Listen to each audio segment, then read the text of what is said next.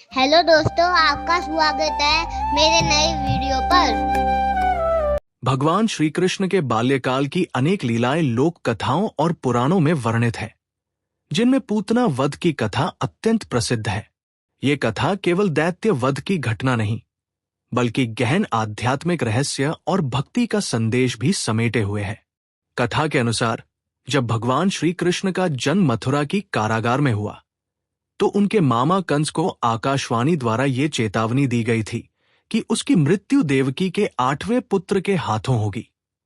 इस भय से कंस ने बार बार देवकी और वसुदेव की संतान का वध किया, किंतु अंततः श्री कृष्ण जन्म लेकर गोकुल पहुंच गए। गोकुल में नंद और यशोदा के घर पले बढ़े बालक कृष्ण की लीलाएं दिन प्रतिदिन फैलने लगी। उनके अद्भुत स्वरूप और दिव्यता की चर्चा चारों ओर होने लगी।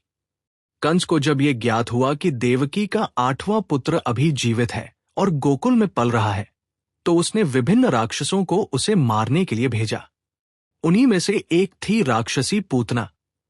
पूतना रूप बदलने में निपुण थी और बड़े ही मायावी स्वभाव की थी।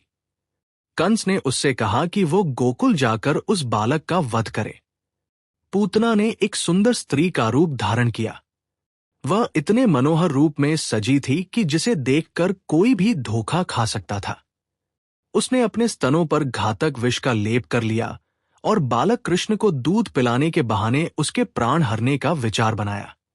जब पूतना गोकुल पहुंची, तो गांव की स्त्रियां और यशोदा स्वयं भी उसके रूप पर मोहित हो गई। किसी को यह आभास तक न हुआ कि यह साधारण स्त्री नहीं, बल्कि एक दैत्यनी है। पूतना सीधे नंद भवन में गई, जहां शिशु कृष्ण शैया पर लेटे हुए थे। उसने बालक को अपनी गोद में उठाया और बड़े स्नेह का अभिनय करते हुए अपने विष से भरे स्तनों से दूध पिलाना चाहा। किंतु यह लीला तो स्वयं श्री कृष्ण की योजना का हिस्सा थी।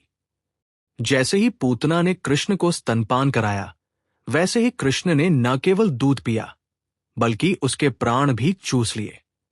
कहा जाता है कि पूतना विष के प्रभाव से मरने के लिए नहीं, बल्कि कृष्ण के दिव्य स्पर्श से अपने पापों का नाश कराने के लिए आई थी। यद्यपि उसका उद्देश्य घातक था, परंतु भगवान ने उसकी थोड़ी सी मातृ भावना को भी स्वीकार कर लिया। कृष्ण ने उसके प्राण हर लिए, किंतु उसे मातृवत मुक्ति भी प्रदान की। ये घटना दर्शाती है कि प्रभु किसी के भी छोटे से छोटे सच्चे भाव को स्वीकार कर लेते हैं, चाहे वह शत्रु ही क्यों न हो। जब पूतना का वध हुआ, तो उसका वास्तविक रूप प्रकट हुआ।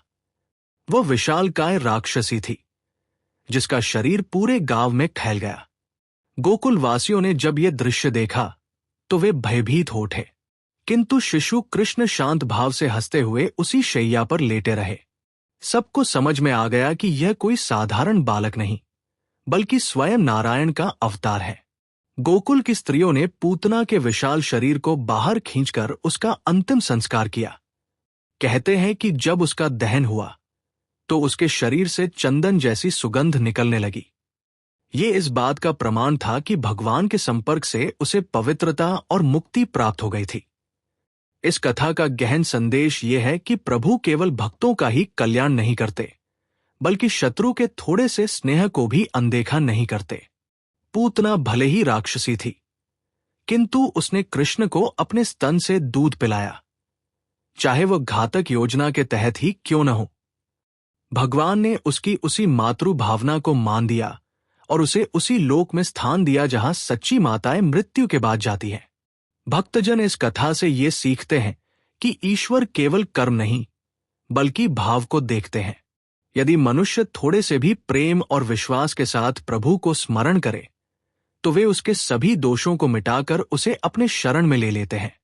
पूतना की मृत्यु केवल राक्षसी का अंत नहीं थी, बल्कि एक पापात्मा का उद्धार भी था।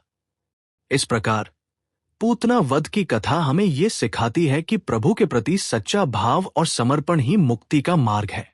चाहे कोई कितना भी पापी क्यों न हो, यदि वह ईश्वर से जुड़ जाए तो उसका उद्धार निश्चित है। यही कारण है कि श्री कृष्ण को भक्तवत्सल और पापमोचक कहा जाता है। बने रहने के लिए धन्यवाद। लाइक, शेयर एंड सब्सक्राइब करें।